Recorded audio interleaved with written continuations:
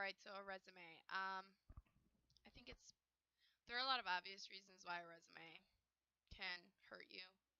Uh, that's, of course, if you can't take the time to make sure that one document is completely error-free and it represents who you are, then what's to say you aren't going to make sure that other things are error-free down the road?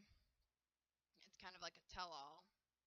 If you can't even get your resume right, how are you going to get anything else right? Um, Resumes can help you, flipping back if you have everything right. The layout looks great. The content is laid out right.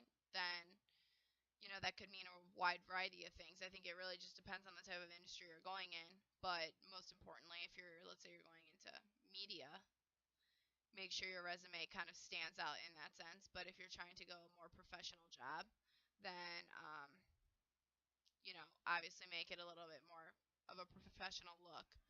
So that goes without saying. If depending on what you're trying to do, is how you should tailor your resume.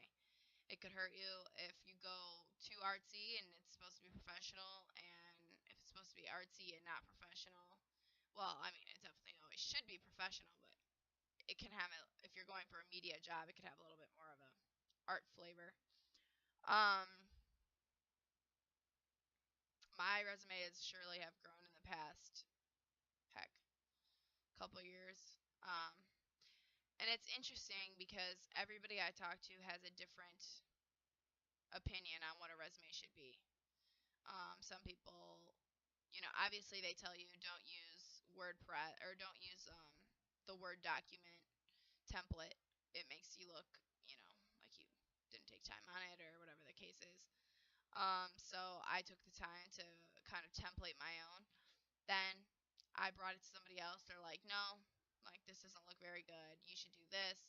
Then, I brought it to somebody else and they're like, oh, the changes, try this. And I think I finally have come to a point in my life where I believe like my biggest points about me and my past experiences are clear.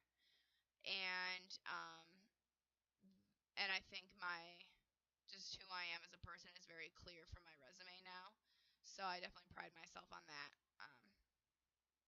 So I think that's pretty much it.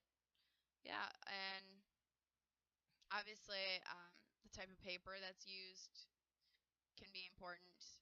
Um, One other thing I was wondering is address. I don't feel comfortable putting my address on there, so I just finally decided, forget it, I'm going to take my address off. Whether or not that's a good thing, I'm not sure, but that's what I did.